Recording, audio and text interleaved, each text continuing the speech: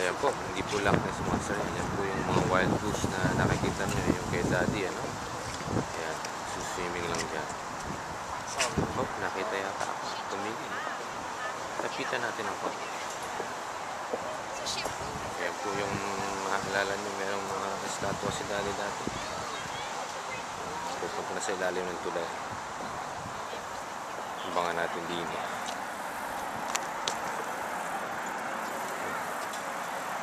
Isang kulay brown at isang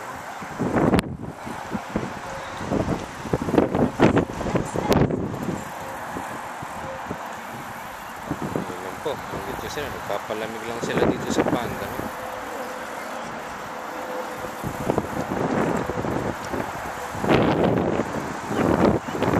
Swimming.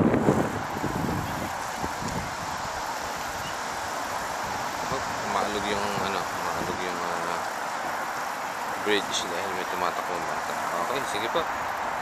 Ayun na. Punta na sila sa hotel.